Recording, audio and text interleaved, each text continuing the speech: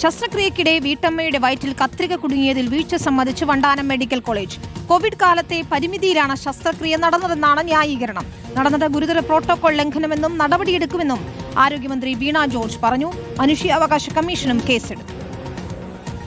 ആരോഗ്യ സൂചികയിൽ നമ്പർ 1 എന്ന് അവകാശപ്പെടുന്ന കേരളത്തിലെ ആതുരാലയത്തിലാണ് അതിസാധാരണക്കാരിയായ വീട്ടമ്മയ്ക്ക് 5 വർഷം നരക ജീവിതം നയിക്കേണ്ടി വന്നത്.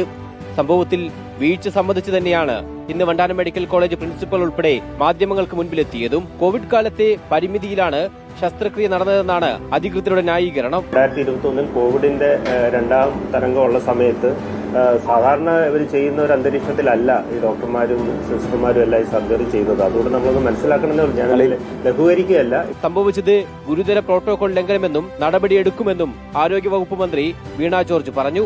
ഒരു തരത്തിലുമുള്ള ഒരു ദാക്ഷിണ്യം ഇതിൽ ഉണ്ടാവില്ല എന്നുള്ളത് വളരെ കർശനമായിട്ടുള്ള ഒരു കാര്യമാണ്. നേരത്തെ വണ്ടാനം മെഡിക്കൽ കോളേജിലുണ്ടായിരുന്ന ഡോക്ടർ ഷാഹിദയാണ് ശസ്ത്രക്രിയയ്ക്ക് നേതൃത്വം നൽകിയത്. എന്നാൽ ശസ്ത്രക്രിയ നടത്തിയത് ഓർമ്മയില്ലെന്ന് ഷാഹിദ റിപ്പോർട്ടറിനോട് പറഞ്ഞു. ശരിക്കും ഞാൻ ലളിതാംബിക മാഡത്തിന്റെ കീഴിലാണ് വർക്ക് ചെയ്തത്.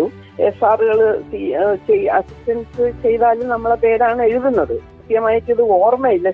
വീഴ്ച പറ്റിയ ഡോക്ടർമാർക്കും നഴ്സുമാർക്കുമെതിരെ നടപടി ആവശ്യപ്പെട്ട് വണ്ടാനം മെഡിക്കൽ കോളേജ് ആശുപത്രിയിൽ കോൺഗ്രസ്, യൂത്ത് കോൺഗ്രസ് സംഘടനകളുടെ നേതൃത്വത്തിൽ പ്രതിഷേധ സമരങ്ങളും അരങ്ങേറി. റിപ്പോർട്ടർ, ആലപ്പുഴ.